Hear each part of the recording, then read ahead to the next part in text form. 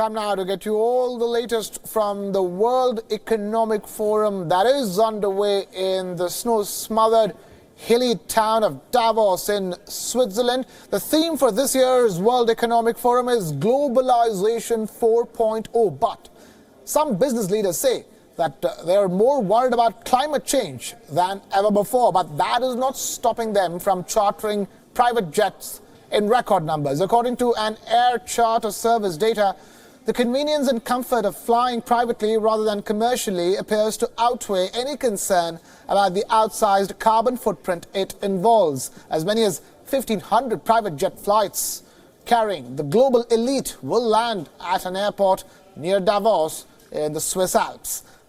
That's a 13% increase from the 1,300 aircraft movement seen last year. This despite climate change registering as a top risk factor identified for the global economy in a survey of global environment movers and shakers last week.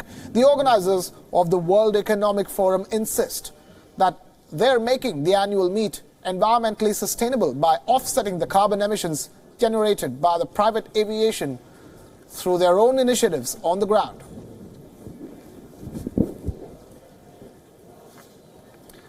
We have World is One's Sumit Chaturvedi now joining us live from Davos. He's been getting us all the action and all the latest from there. Sumit, talk to us. So the World Economic Forum, this year's edition, is indeed underway. How has it been so far? We're looking ahead of day two. Well, today, Krishna, the day has just begun and discussions are happening across various, platforms, and it's on different topics as well. But yes, they're talking about getting the world out of the slowdown, impending slowdown. Also, discussions are happening about how to make it overall equitable distribution of wealth. So a lot of discussions are happening. Day has just begun in Davos. It's quite cold here and it's just the beginning of the day. But yes, we are anticipating a lot of hot topics that will be discussed throughout the day in this Swiss resort town. I can see it, Sumit. It's very jets, close. Krishna, you mentioned jets. Right. Yes, go ahead, Sumit. Krishna, talking about the jets here, private jets, well, you name a jet, and Cessna, Falcon, every jet has flown here. Almost 1,500 private jets have flown here, and all big CEOs have come here in those jets. Well, clearly, this is what they actually preach. They preach the world to be carbon neutral, produce less and less carbon. On the other hand, they themselves have come with lots and lots of carbon, I would say, because when they come here, definitely the aircraft, they produce a lot of gases, and that's what harms the environment. But that's what has now become quite a point of discussion here as well. Well, stories have been filed, and these points have been discussed also, that why these executives are not going for some no-frills kind of thing, rather than coming in their private jets that cause a lot of harm to the overall environment. Well, you name a jet and it will be found here. It's parked at the airport near Davos.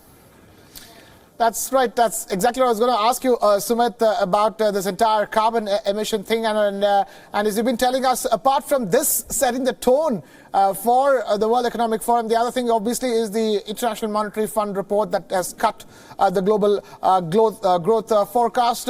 But that is sort of sunk in now, hasn't it?